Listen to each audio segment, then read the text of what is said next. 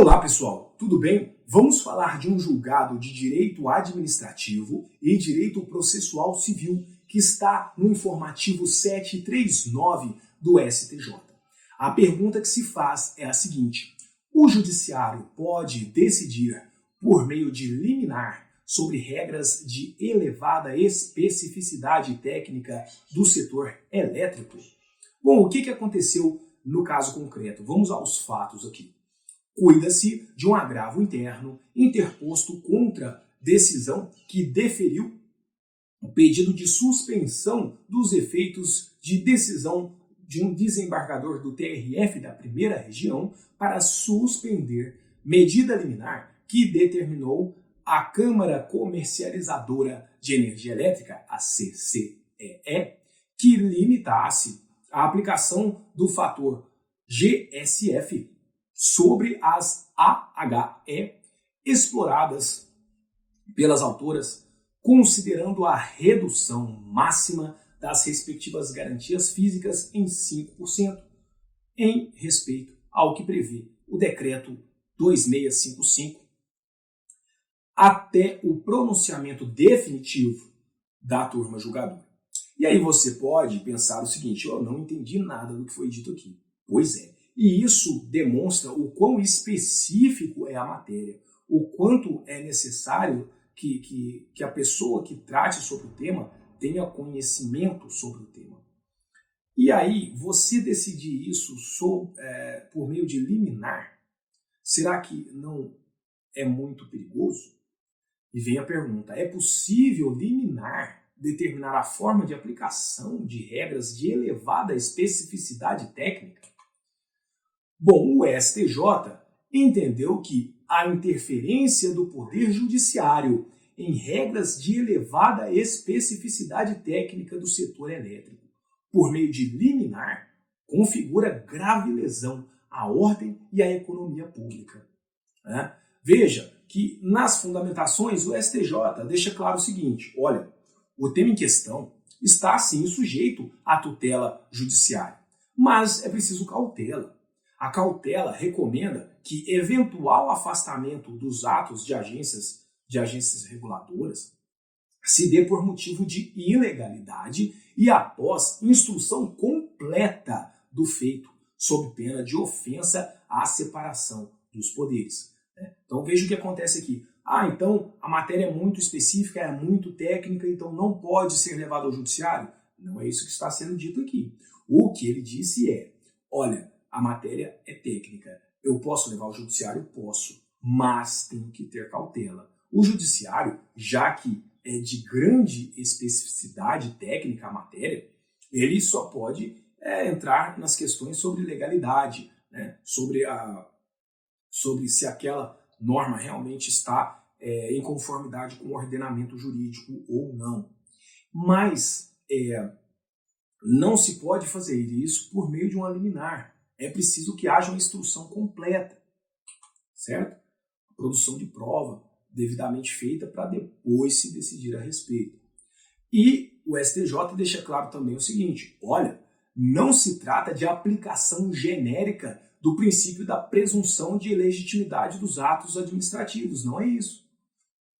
O que está sendo dito aqui é o entendimento de que o setor em questão, o setor elétrico, é disciplinado por regras de elevada especificidade técnica e de enorme impacto financeiro também. E essas regras já são previamente definidas em atos de agência reguladora, de modo que a interferência na aplicação de tais regras pelo judiciário, por meio de liminar, vai configurar uma grave lesão à ordem econômica pública, porque tem aí impactos financeiros enormes. Qualquer má gestão dessas regras técnicas e específicas do setor elétrico.